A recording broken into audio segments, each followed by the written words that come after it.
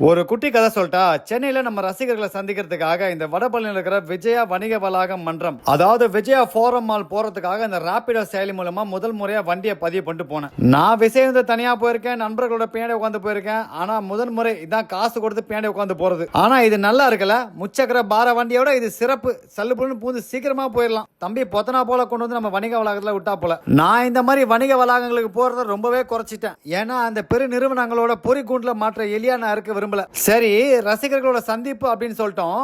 போன வாட்டி மாதிரி 2 பேர் வந்தாங்க அப்படின்னா வரட்டும் பாத்துக்கலாம். நமக்கு ஒருத்தர் வந்தாலே 1000 பேர் வந்தா மாட்டானே அப்படின்னு யோசனையா போயிட்டு இருக்கும் போது அதை பார்த்தேன். இந்த மாலை வேளையிலே வணிக வளாகத்திலே நகரும் படிப்பாதையிலே ராஜா மாதிரி அமர்ந்து வரும் சிறுவன் நல்லா இருக்கான்ல. வணிக வளாகங்கள்ல ஏதாவது வாங்க போறோமோ இல்லையோ, வாட்ட சாட்டமா ஆடைகளை போட்டு இருக்கிற கொஞ்ச நஞ்ச காசை கரைச்சி வர்றதுதான் நம்ம பழக்கம். ஒரு காலத்துல நானும் அப்படிதான் இருந்தேன். இப்பெல்லாம் அப்படி இல்லை, மாறிட்டேன். ஏன்னா கையில காசும் இல்லை, மனசுல ஆசையும் இல்லை. எங்கப்பா நம்ம ரசிகர்கள் அப்படின்னு தேடி போனா நமக்காக நமக்கு முன்னாடி காத்திருந்த ஒரு தோழரை பார்த்தேன். ரொம்ப மகிழ்ச்சி ஆயிடுச்சு. நமக்காக காத்திருந்து நம்மளை பாக்குறாங்க அப்படின்னா அவங்களுக்கு எவ்வளவு நல்ல மனசா இருக்கும்.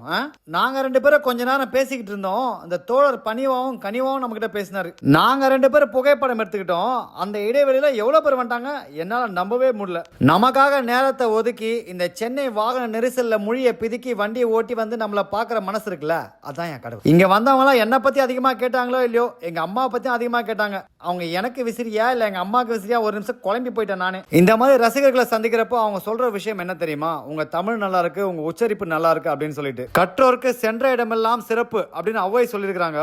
ஆனா என்ன பொறுத்த வரைக்கும் தமிழை ஒழுங்கா கற்று அதை முழுமையா பேசினாலே போற இடம்லாம் மதிப்பு. என்ன நான் சொல்றது, இப்ப இங்க இவ்வளவு பேர் என்ன பார்க்க வந்திருக்காங்க அப்படின்னா அதுக்கு முக்கியமான காரணம் என்னோட தாய் தமிழ் தான். அதை நான் பெருமையாக சொல்லிக்கிறேன்ப்பா. அப்புறம் ஒரு சில பேர் அறிமுகப்படுத்துற, இவர் பேர் பாலாஜி, இவர் அப்புறம் நம்ம சந்திக்க வந்தாரு. இவர் பிரபு, நம்மளோட கல்லூரி கால நண்பர். இவர் வந்து மெட்ராஸ் ஸ்ட்ரீட் ஃபுட், அதாவது சென்னை தெரு உணவுகள் அப்படின்னு யூடியூப் வச்சிருக்காரு. அதன் மூலமா பல நல்ல காரியங்களை அவர் செய்யறாரு அப்படின்னு சொல்லும் போது மன மகிழ்ச்சியா இருந்தது. நேரம் கிடைச்சா போய் பாருங்கப்பா. இவர் தான் ஸ்டீஃபன், நம்ம முதல் சந்திப்புல வந்த ஒரே தோழர். இவங்க கேனல இருந்து இங்க வந்திருக்காங்க. நம்ம அன்பு தம்பிக, அன்பு தோழிகள். இந்த அம்மாவை பத்தி நான் சொல்லியே ஆகணும். இது வரைக்கும் எந்த யூடியூப்லயும் இவங்க போய் பார்த்ததே இல்லையா. நான் தான் முதல் முறையா. அதை கேட்கும் போது பெருமையா இருந்துச்சு. இவங்களை பார்க்கும் போதே ஒரு அம்மன் உணர்வு ஏற்படல, எனக்கு ஏற்படுது. உங்களுக்கு இவர் நம்ம மச்சான் கார்த்திக். நம்மளை பார்க்க வாடானா படம் பார்க்க வந்திருக்கு பயப்புள்ள. இவரு நான் கேனடாக்கு போறேன், போலாமா வேணாமா அப்படின்னு கேட்டாரு. நான் என்ன சொல்லிப்பேன் நினைக்கிறீங்க? இவர் நம்ம கேனடா தம்பி தருண். இந்த சென்னை சந்திப்பு சிறப்பாவே இருந்தது. வந்தவங்க எல்லாருக்குமே நன்றி. இன்னொரு விஷயம் சொல்லிட்டா, இந்த புகைப்படத்துல என் உடன் பிறந்த உயிர் ஒன்று இருக்குது. யாருன்னு கண்டுபிடிங்க பாப்போம்.